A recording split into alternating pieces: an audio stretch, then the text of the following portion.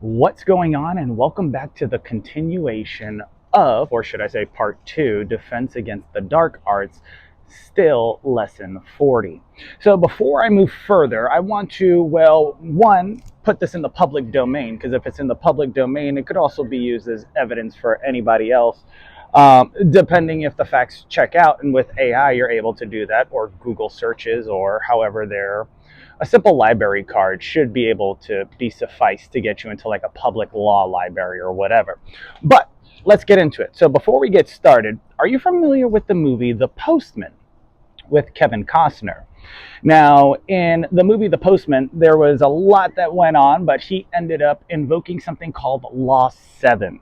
Now, where he dictated that Law 7 was that freedom is obedience. But what does that mean? See, if you skew the context of the content that's being delivered or paint it as a different picture so that only a particular demographic see it, right, then you'll always have hatred, right? Why do you think so many people get upset when somebody's like, oh, what are you? This, that, and the third. I say, oh, I'm spiritual, so on and so forth. And they get upset. You have to pick a side. You have to pick something, blah, blah, blah. Not really, because spirituality encompasses a lot of things. Like you could say, oh, I'm taking classes, right? Classes is another word that encompasses other things. If you want more specificity, well, be more specific. Fucktards, right? You want to know the topic I'm studying? Do you want to know what is it that you want to know? Because right now you're just playing a guessing game and you're shotgunning. And if you don't know what shotgunning is, it's a term used in the mentalism community when people do certain things. If you remember in another video, I mentioned Darren Brown. So I would encourage you to look up that and those techniques. Now, when it comes to understanding different ways that this could be, well, understood, well, Law 7, freedom is obedience, right?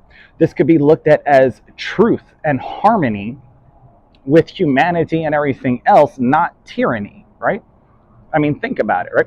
You have the leader whom you listen to, right? Because there's certain laws there, but then there's a higher moral law within you, right? If that makes sense. You know, some people may have flexible morals, but eventually there is a higher moral within people, right? Whatever that may pertain to, right? Because morals could be flexible depending on, well, whatever's pushed out. Kind of like saying love hurts, right? Depends how you push it out. You could do a C-section, have a lot of numbing medication, or you could do a water birth, right? But let's continue. Another way of looking at this is Lao, excuse me, Lao Tzu, if I remember correctly. The more laws and restrictions there are, the more poor people become. I mean, that makes sense. It's pretty logical, right? So if there's more laws and more restrictions, right? For those of you in business who remembers the new laws that they created specifically for small businesses, right? So if there's more rules and restrictions and laws because they're tightening the belt or the restraints on certain things, well, there's going to be more poor people. But why is that, right? Think about it. And then last but not least, freedom is obedience only if obedience is to the Constitution, not to any man. Now that may sound like a logical problem from, let's say, an LSAT exam or something like that. But, I mean, think about it, right? If you're not going to follow the laws that are dictated on the paper in which that you're saying you defend, you're going to stick up for, stand up for, whatever the case may be, if that piece of paper isn't worth anything, what is the other paper worth, right? Or the digital currency worth, or anything else worth that's written on paper, right? Or drawn or painted on such, right? So let's get into this, right? So we left off at simulated effect, right? And the last one. So we're going to go into sensory overload and then spatial confusion, right? So creating disorientation. Right? This induces short-term disorientation that appears manic or disorganized state, right? Well, what else can give that appearance? Well, if somebody's under the influence of something, such as it being inebriated, depending if they're on the upper or downer, you medical professionals should understand this, right?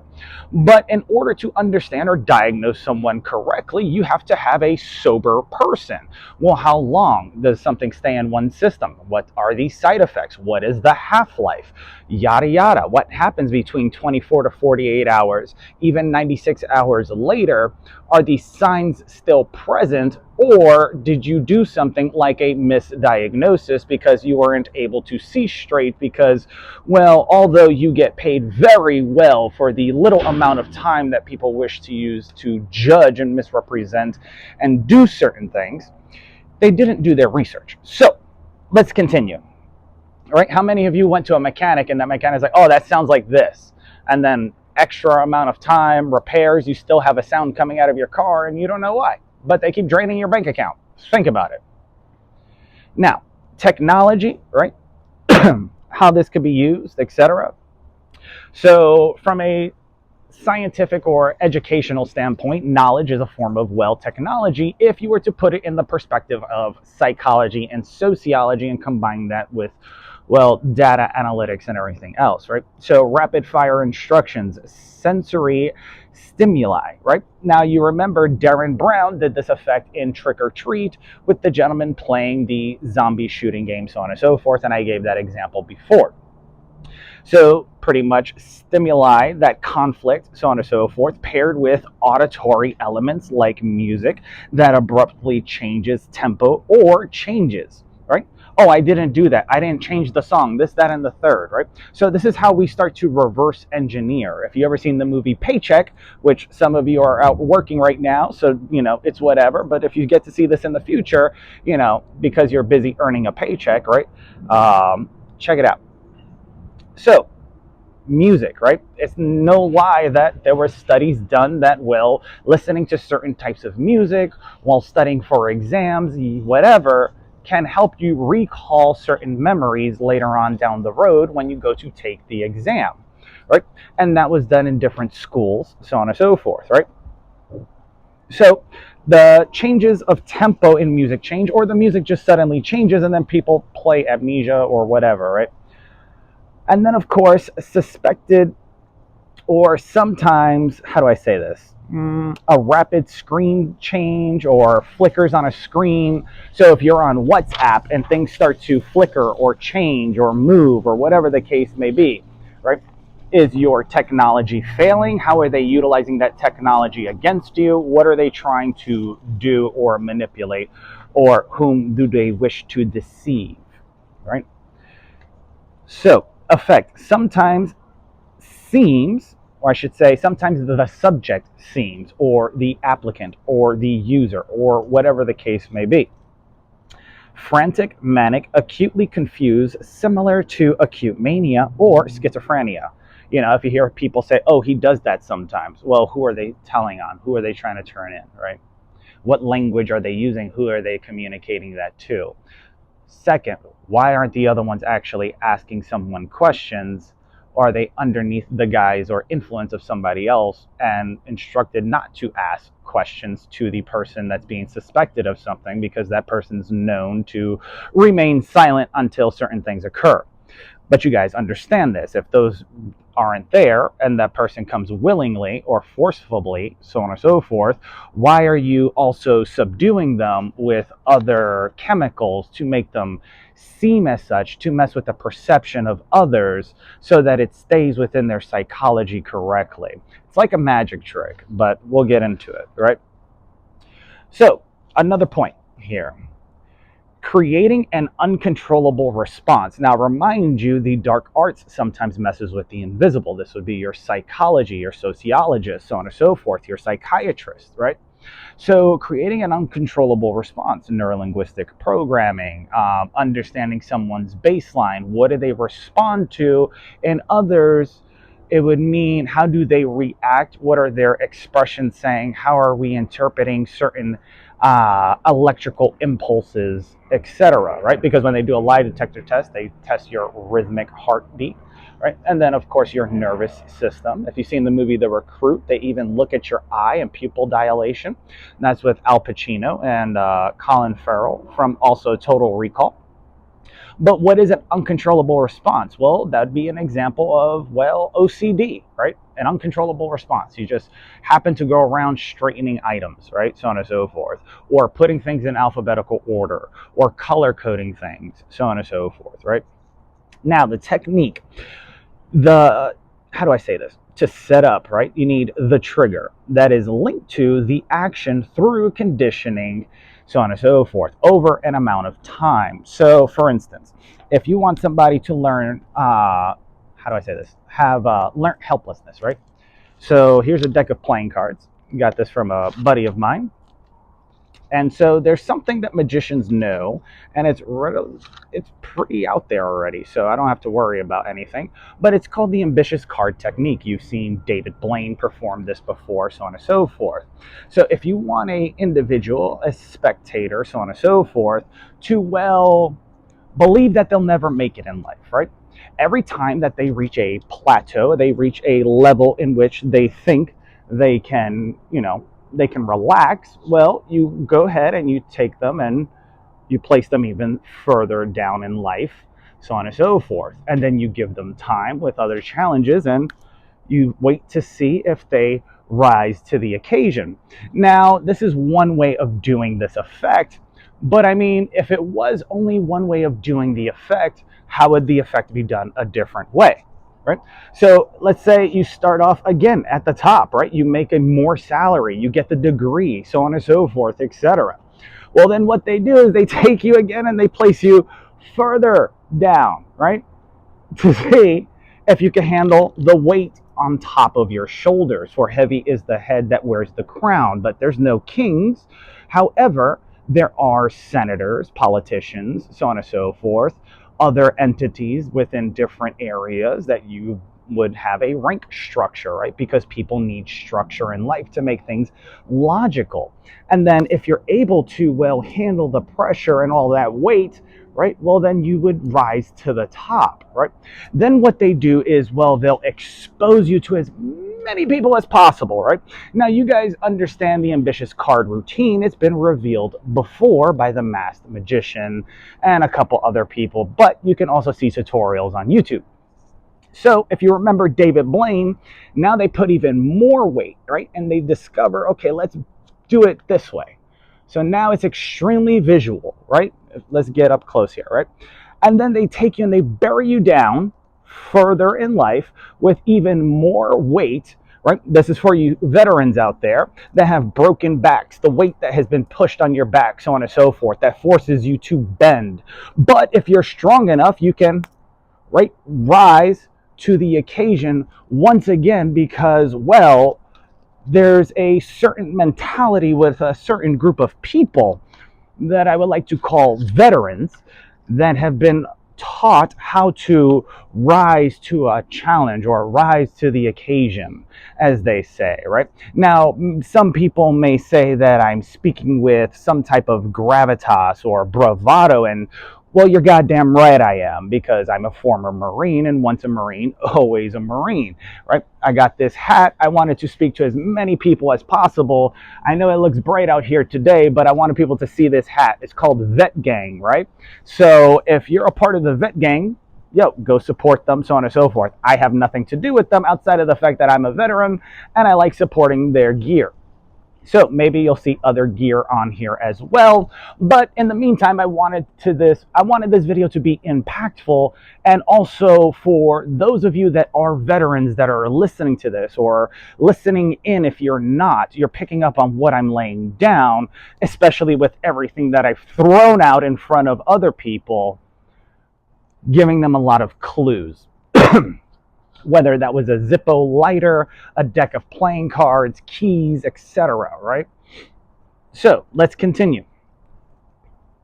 Now, if you've seen the TV show The Mentalist, Patrick Jane talks about, well, somebody being underneath hypnosis. Other people might say someone's been spelled, right? In the world of magic, you can, and psychology, you can set up certain trigger points, and I'm pulling from Darren Brown's television appearance on his UK show, right, which I think the BBC allowed. And so, because it's in the public domain, if this were to get submitted somewhere, it could be presented as case law or as a case study that something can be done.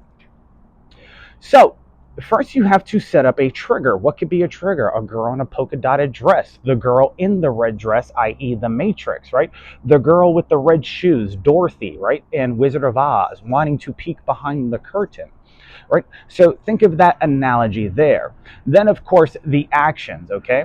What are the actions? Well, if you know the individual, then you can learn how to manipulate the individual and their actions, whether that's by words, stories being told, improper information, whatever the case may be, inducing fear, drugging them, whatever the case may be.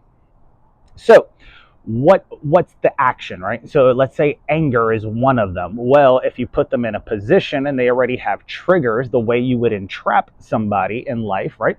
Give them a label, right? After you label somebody that has the ability to do something or the ability to say something, but then you restrict them to see if they will, well, break the bounds, right? However, if they do their research, they just pull their bus up right next to yours because you were trying to throw them under a bus. So they do their research and they go back and forth. But what happens when the other side starts cheating, or they have group effort or group mindset or group think because they are one? Well, then who's implicated? Well, in the TV show Hustle, they say die with the lie, but what lie is that, right? Think about it. So, effect. Subject carries out a behavior such as compulsive behavior, OCD, dancing or singing to music, whatever the case. If you've seen the movie Now You See Me, well, they did that to a spectator, so on and so forth. And then when somebody said something, a key word, a trigger, right, the person started doing some type of symphony thing, right? Craziness, how that works. Now, how to defend against applied psychology, not just supernatural powers or whatever the case may be, right? So, psychological tactical defense, right? Well, you have to understand what they're doing. Is it misdirection? Is it priming? Is it forcing? Is it exploiting biases? So on and so forth that they know pertain to you and other groups. So they like to mix and match because opposites attract. And of course, they feed off that energy, right? So, misdirection, divide attention, don't follow the hand, right? So, if misdirection is doing something and something disappears, right? Well, what were you actually focusing on? Were you focusing on the object, right? If somebody said, hey, look at me, are they trying to tell you to put your focus on them and not the others? Because that's misdirection, right? Think about it, right? And then, of course, what's going on there? Start to ask critical questions. Now, priming and forcing. So to make an unusual choice, avoid middle ground or, whatever commonality that people can come to, right? So when people force you to pick a side, right? Or do something or stand somewhere or try to bully you to stand somewhere, right? We just want to know what you believe in. We want to know this. We want to know that. We want to... Spirituality. Oh, I'm so pissed off. Why? You never read a fucking book? Pretty sure there's a lot of commonality within there, right? But knowledge is not common, nor is common sense. Think about that. So, how are they priming you? Are they using things like targeted algorithms? Are they using things like other individuals in different areas? Did they cheat, state something different in order to get a warrant or special permissions passed based upon a lack of understanding, or because, well, they got emotionally triggered, right? Now, if they got emotionally triggered, it was a personal choice that they make or made, I should say, that they make, right? It's a personal choice in order to act certain things out. It's like seeing your ex with their new spouse or boyfriend or whatever, or, vice versa, your partner, or seeing something you used to have or something that you mentioned get, taken away and used right in front of you, etc., right? To a certain extent, how is that action going to be played out, right? But then what happens to you also matters, right? Let's say you try to improve, I don't know, the efficiency of solar panels, and all of a sudden people come to intimidate you. Okay, cool. Let's see if you get told by a doctor. Let's see you figure this out, and then you attempt to do so with other stuff to make things quicker because speed of execution, right? Which is something Gary says all the time. How fast can we get something done? So you help a little old lady out at a gas station, right? Utilizing AI, sharing the link, so on and so forth, right? But if you guys don't understand, if you never came from a brotherhood, right, that understands unity, then you're not going to understand that, because you are probably stuck playing World of Warcraft or Diablo, and you didn't have alliances unless you played other scenarios or online, right? So, priming. This could be done with technology. This could be done with other things, right? This could be done with guerrilla tactics that they utilize in marketing, saturating an area to play psychological warfare games on different areas and different populaces around the world, not just within the United States. A force, right? You may be primed and then later on asked a question. And then when you hear that question, that phrase, that keyword, that thing, you are now, well, primed already. So it forces you to either behave or act or carry out an action a certain way. Again, referring to Darren Brown, where he also did The Heist and a couple other things, not just Stephen Fry. Now, exploiting biases, right? If someone says that, oh, they hate gay people, or oh, I hate the show The Bachelor or The Bachelorette, somebody used to say that, and I was like, what's the difference between a gangbang and The Bachelorette or The Bachelor, right? It's the same context, it's just presented in a different way, and in one scale or light, it's deemed okay because everybody takes turns individually. But in the other realm, right, they'll tell you, oh, don't watch that, don't do that, and everybody's doing it all at the same time. I mean, does that even make sense to even say? Or are you just starting something to add to the conflict, right? Or when somebody talks about wanting help or this, that, and the third, and then you offer assistance in ways that they could acquire more things, right? Let's say, I'm going to keep names out, but let's say there is a couple that's battling for, let's say, child support, right? And one person owns a business, the other person does not. They're working and they need an extra $300-400 more a month. Well, if you're able to figure out how to make everybody more money, right? The person that's working the job, the person that has a business, etc. It's a economically optimal decision, right? It's a win-win scenario. Because if the business makes more money, you make more money. If they can't afford to pay a certain amount, well, the money that increased in your business that you are now putting in your pocket should be more than suffice, plus whatever they are able to afford. And then let's say there are, let's say efficiencies at work that help them either get a raise or whatever the case. Well, then that's another factor that weighs in. And then, of course, that gets applied. And if it does, well, then both sides not only on the up and up, but they're able to retire quicker because the money that they would have been contributing even more so has been nullified due to the success and the rise in, their stock, their revenue, their income, whatever the case may be. So that there is a equal, fair platform, right? Because we have inflation, taxes, interest rates, and all these other things that thing. But if you look at that as bad or evil or whatever, well, then you're going to get offended, right? Remember the quote I said earlier: the more rules and restrictions and laws, the more poor people become, right? Moving into another point. So, social tactics and defense, right? So how do you defend against this? Well, you have to understand what reading a room is. If you don't understand what reading a room is, magicians would call this, or psychics or whatever, they would say cold read, right? Don't self-validate, right? Cold read, right? Then ask questions to validate if what you saw was correct, right? There are a lot of people that like to hang out in the background and, whatever, and that's fine too, but make sure you are correct. Don't self-validate. A doctor would be like, don't self-diagnose. However, if you have assistance from multiple areas, then could you not do that as well as represent yourself in court? Anyways, frame, control, trust. So maintain skepticism, right? If somebody says, oh, you can trust me, but their behavior and patterns over a certain amount of a lot of time, it's like reading stocks, right? How do you know if a stock is going to do well? You have to look at the spread over 3 to 5 years.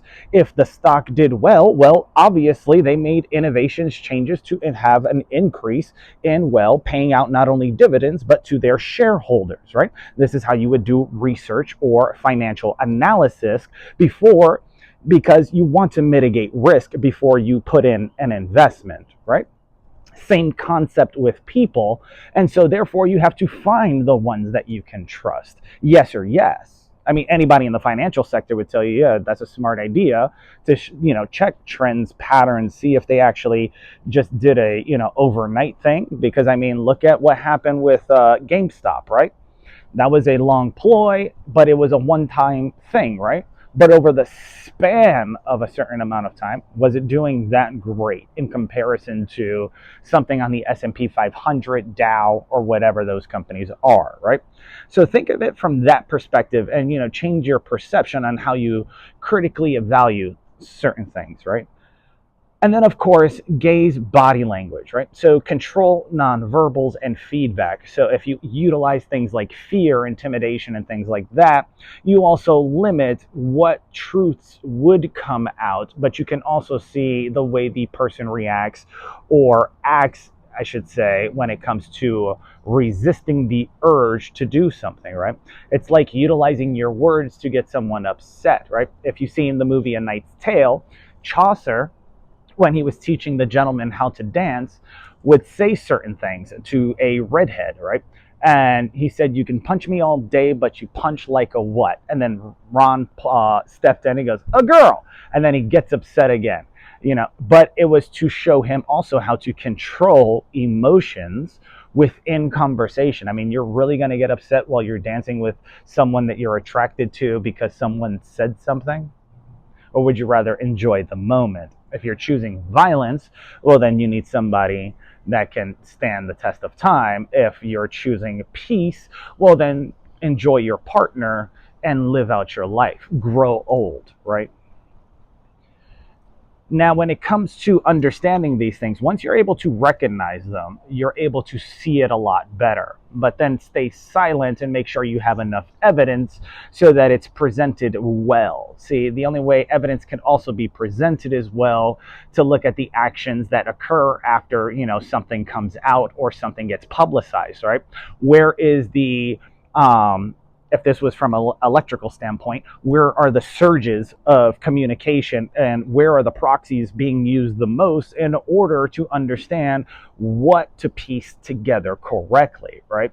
If there is a large energy signature somewhere, well, then there's power being there. Are those servers? Is that a, facility? Is it an office building? You can tell that from certain electrical signals or output or pull that it, requires. And then, of course, where is it going, right? What's it being used for? Now, recovery and removal. So you have to deconstruct and debrief. So I also utilized searches online from different various sources, as well as using large language models. And, well, if things persist, correctly, I'll be able to also put links down so that you too can, fact check a lot of this stuff out. But I'm trying to bring together the analogies and metaphors and entendres so that I speak to as many people as possible. So, memory and journaling, or the use of a video recorder used to compare events, right? Because if you're in court and somebody brings out evidence, but they want to play selective show and tell, they're only going to show certain pieces of evidence, similar to, well, omission or lying by way of omission, right? So this is where that choke point comes in, because if you have the whole conversation or the whole video and that gets presented in a fair is fair fashion, well, then what's the jury going to think as far as the verdict and the type of people that you deal with, right? On a consistent basis. And then, of course, you have, conscious override, so different affirmations, so on and so forth, etc. Now, psychological safety. Let's talk about it for a second. So you have social reframing. So for tactics of paranoia or social isolation, if this was used, you want to arrange the subject to take a reality test, right? You always want to have checks and balances, and you can do this with several different things that are only significant to yourself. If you've seen the TV show Magicians, one girl actually cut her arm to remember something because they wiped her memory, so on and so forth, right? That was her reality test. But what else do you see? What else can you link to, right?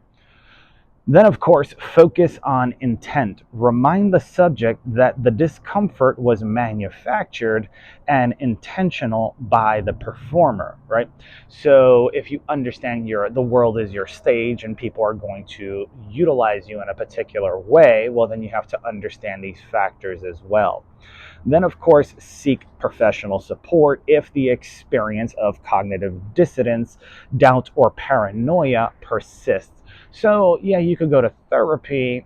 The therapist might recommend you somewhere else because they don't know how to solve the issue that occurred. But the only reason they don't know how to solve the issue that occurred was because they were never trained on how to even instigate an issue like that and how to actually look at it from a different perspective or point of view, like a different angle, right? So let's get into sad rat defense, right? Now, if you saw the homework that I put up for the last video as to why 22 a day keeps happening, you are going to appreciate this slightly because it's just a light understanding of all the tactics that were used in order to go into, well, not only creating that, but utilizing sad rat in order to do this. This was, mentioned by a couple people.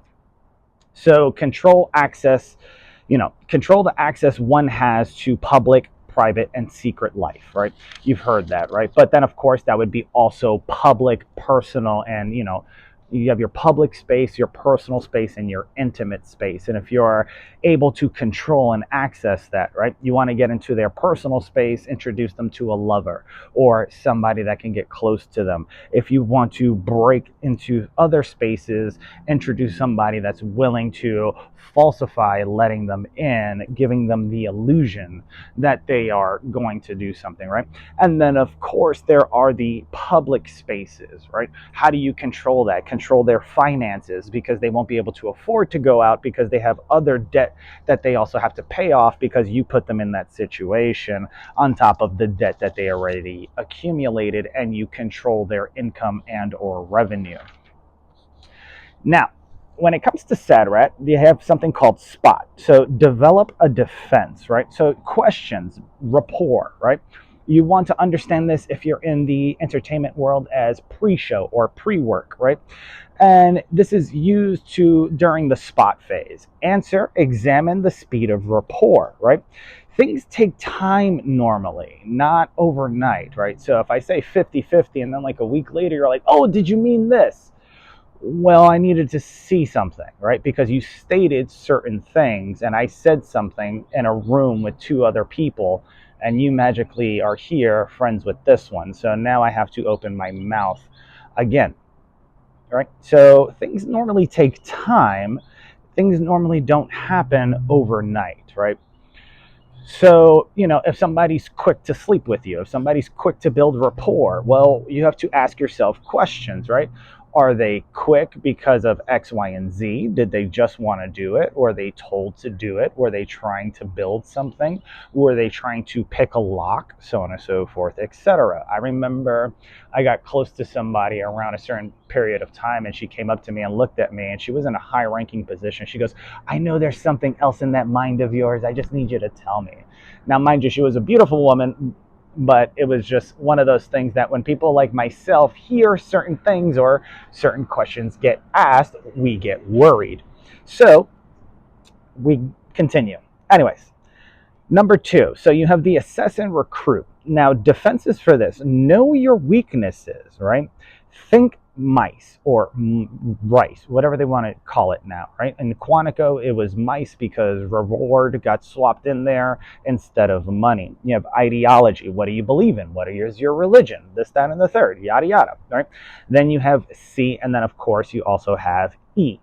Now, defenses for this, right? So defense requires self-awareness. When something goes from casual to transactional, the defense is conscious refusal, right?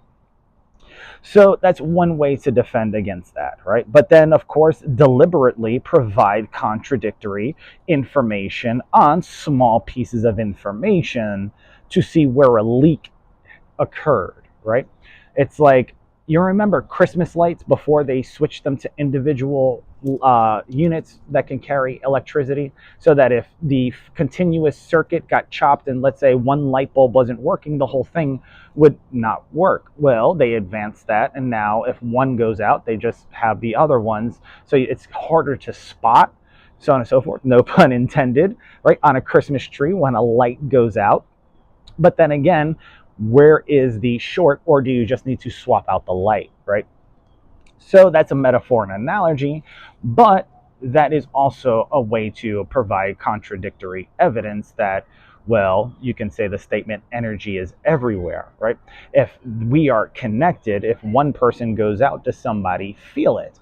In the movie Highlander, they used to say there can only be one, right? But there was always a workaround, right? Because there's a good side and a bad side. This is how we are trained to think, right? So you have Connor McLeod and then the other enemies, but he was taught by the Spaniard. He was taught by other individuals, etc. And I think that was Sean Connery that taught him in one of the movies. But now the gentleman that plays Superman is going to be playing Highlander. But when somebody goes that is of that situation, do they feel something? Do they get something, right?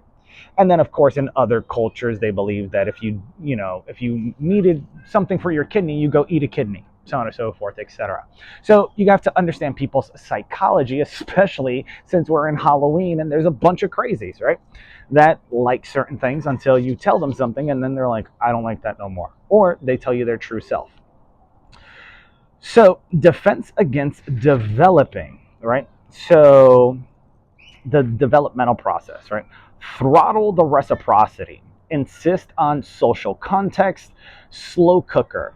For use this rule for trust, right? If they're going to try to increase rapport quickly, you can utilize the throttle like on a motorcycle to go faster or slower, right? And then slow the speed down. If you could control the tempo, right? Like think like a DJ, if you could control the beats per minute, right? On turntables, well, then you can also control the pace in which another record or song comes on and the speed at which people are dancing on the dance floor like a conductor.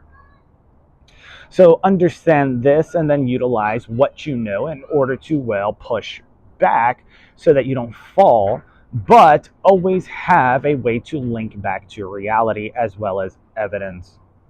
4, fighting the rat. Now, when I was in the military, we had something called a barracks rat. That is something completely different. But in different worlds, they are, ooh, you dirty rat. That's Ninja Turtles. And then, of course, a rat could be somebody that sold somebody out when they were being questioned or whatever the case may be, or sold the crew or the team out, etc. Right? And now we recruit and handling, right? So fighting the rat for recruiting and handling. So, mind you, I heard this term, I did my research because it was starting to populate a lot of other places and in my own personal life, and a bunch of people were saying stuff.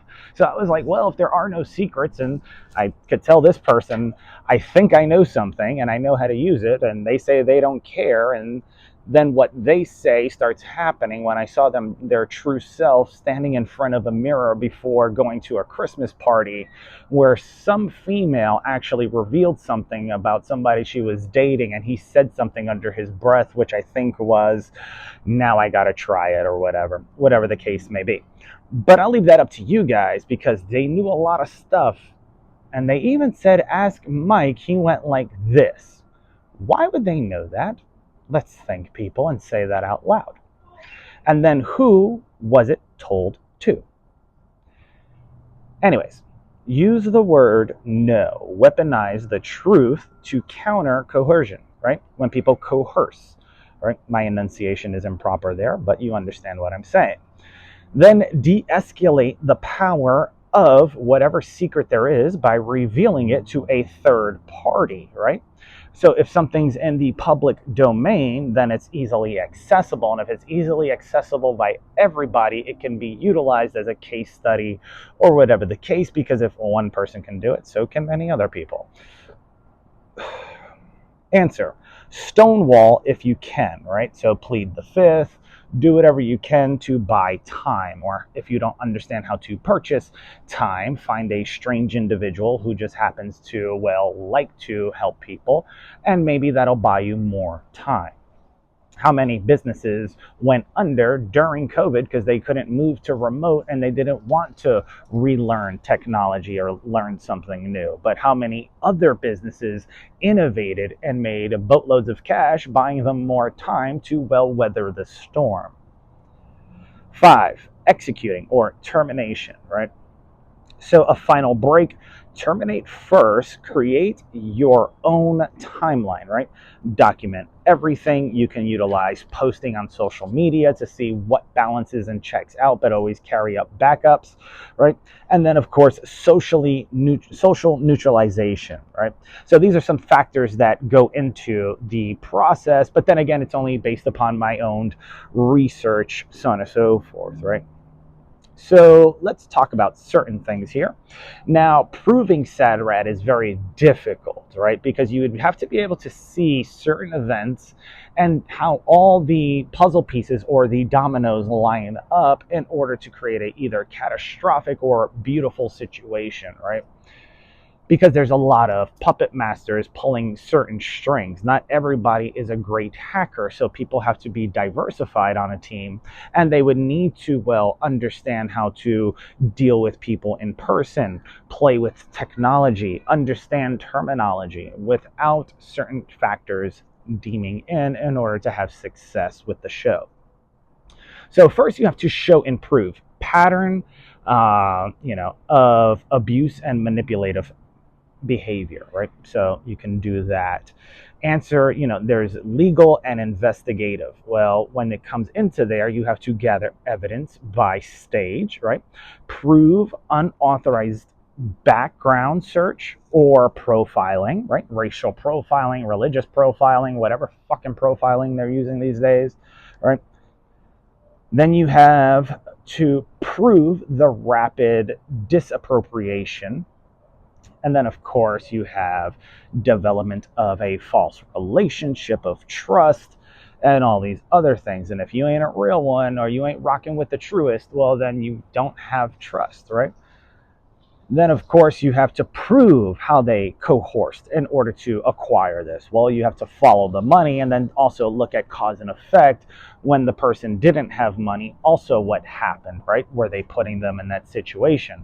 What was that person saying when they said, I met the Serpent Brotherhood, I don't need them finding out that they could get more money out of me by playing scientist, or whatever the case may be, right? Undue influence or illegal demands, right? Then, of course, get professionals involved to not only confirm emotional and psychological distresses caused by gaslighting, manipulation, used for proof of what is this? TID or ED or something? International infliction of emotional distress in civil court to fight pure psychological abuse, right? So that is the IIED, right? So what are some things that can occur with this, right? So intentional infliction, I think I said intentional the first time, I might have said international, sorry. Intentional infliction of emotional distress in civil court to fight pure psychological abuse, right? So changes if job loss were to occur, financial ruin happens. Primary thing to look at is, well, fraud, theft, stalking, harassment, coercion, people coercing, so on and so forth, i.e. working together in a nefarious way? Was this on a state level, or did it go further? Stalking, was it federal or state? Spotting and assessment, harassment, and then of course the handling of an individual in a particular way. Now, when it comes to manipulation and control, the coercion or the exploits of vulnerabilities. Punishment, well, would be multiple decades in a federal prison, federal stalking up to 5 years, conspiracy up to 2. Vulva would be 3, abuse of trust increases it by 2, loss of, well, let's say amendments or whatever the case may be, plays a large factor, especially if things got misconstrued. Sophistication of the scheme, well, going into everything that, well, Sad Rat has to look at in order to create and add to, well, things like 22 a day, or to be the hidden hand in the psychological world to create certain things, creates, well, certain allegations that should seriously be looked into, because some people may care about paper currency. I care about human capital. Now, some of you may not, but last time I checked, the reason why you want a big salary is so you could take care of your human capital, right? So mandatory restitution, right? Participants in Sad Rat operation, 10 to 20 years. Answer: forced labor, involuntary servitude, so on and so forth, right? So exploitation of psychologically coercing threats of serious harm and, well, debt bondage. Let's go into point 2, special charges: disrupting employment, computer crimes, intentional interference with contractual relations. So this would be civil liability based upon my research, but we can continue, which proves, well, malicious intent. Now, I remember when a friend of mine, Stephanie Jester, she owns the company Flyleaf Counseling. Her husband is a police officer. And I remember somebody went on Google reviews, and I said that they redid this out of malice. And there was a lot of people that stood up for her in order to speak upon her reputation. This can be manipulated depending on whom is looking at whom and what they are doing in order to either manipulate a mass crowd or to plant a seed so that things don't go astray. Sentencing enhancements if things like this were done to, well, a U.S. veteran or U.S. veteran status, because there's other protections for them. So you have due to status or disability, exploiting things like PTSD or financial hardship linked to service member. That's an issue. But this is if you have PTSD, right? Or some type of financial hardship that occurs. Then you have a hate crime. Why were you selected in this way, right? And then, of course, bias motivation. What was the point of them selecting you specifically carrying out these events, right? Then, of course, vulnerability of the victim. Were they in a already down state? Did they say, oh, this is going to be the perfect specimen in order to manipulate, brainwash, or use as a puppet in order to, well, do our bidding, whatever the case, while we stand back? So this would fall into, well, obstruction of justice. If you like Fast and the Furious, you're going to love this. It's called the Hobbs Act, right? So terroristic threats or extortion. That's a whole completely different thing. But, you know, you guys could go ahead and fact check this out later. So let me take some coffee here.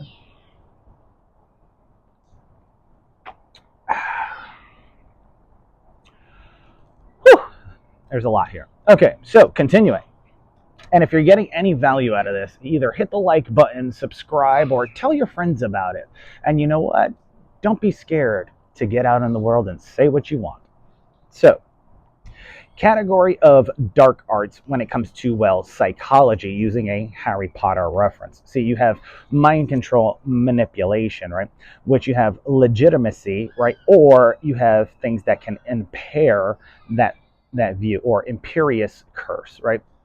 So legitimacy, right? Or imperious curse, whatever the case. Real world, you have propaganda, coercive persuasion, you have gaslighting, hypnosis, neurolinguistic programming, etc. Then, of course, let's do a mic check real quick. We're still good. All right.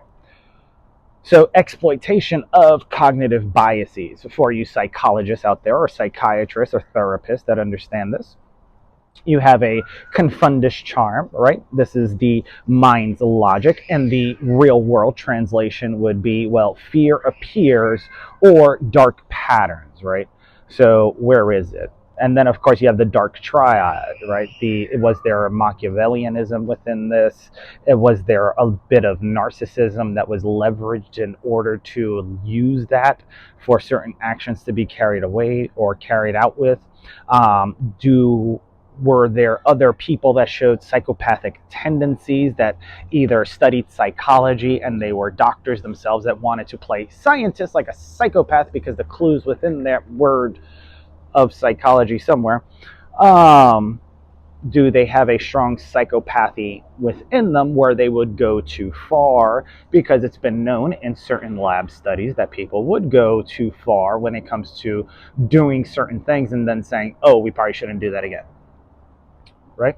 So in a civil lawsuit, you have IIED, misrepresentation, etc. You have something of contractual punitive damages, right? Could reach into the millions of dollars, right? Loss of licenses if there was, a lot of things factoring in and somebody was being nefarious, coercing with different people in the medical community and other areas, right? Or other industries, right? So assets, forfeiture of assets, loss of license, mandatory restitution, loss of certain badges or privileges, etc. Right? So, I mean, we have to really look at this because now you're going to see what data gets shifted within the spectrum of events as this goes further to see where is that information going. And it's really easy because you could just tap into someone's phone or go to the cloud or go to the drive or go somewhere, but you'll understand. So we have psychological dark arts, emotional blackmail, and guilt tripping, right? So fear, this appeals to fear, right? So leveraging Stockholm syndrome, right? And then this is seen in abusive relationships where the person within that situation falls in love with the abuser, etc., right? Manufacturing dependence and grooming. Well, how would you do this? Well, if you are able to control the job circuit or the people around that individual that would help certain individuals make money, and you put them in a financially distressed position, you can manufacture dependence based upon certain needs of things like survival, right? Shelter, water, etc. Harry Potter term. This is what, amor tentia or something like that. Or you would know this as a love potion effect, right? Real world, phased manipulation, isolation tactics utilized in cults, recruitment, love bombing, or narcissistic abuse. Moving forward, predictive dark magic, right? So behavioral, right? Micro targeting, right? Should be treated like an unforgivable curse. Now, I may say that should be treated like an unforgivable curse, but will it, right?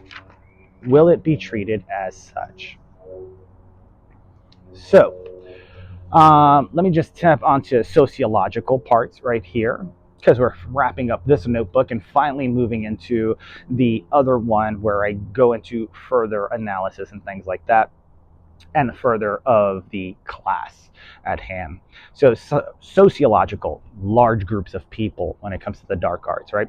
Systemic oppression and coercion, right? So, Ministry of Magic, when controlled by Voldemort, prejudices against muggles, as an example, right? For those of you out there.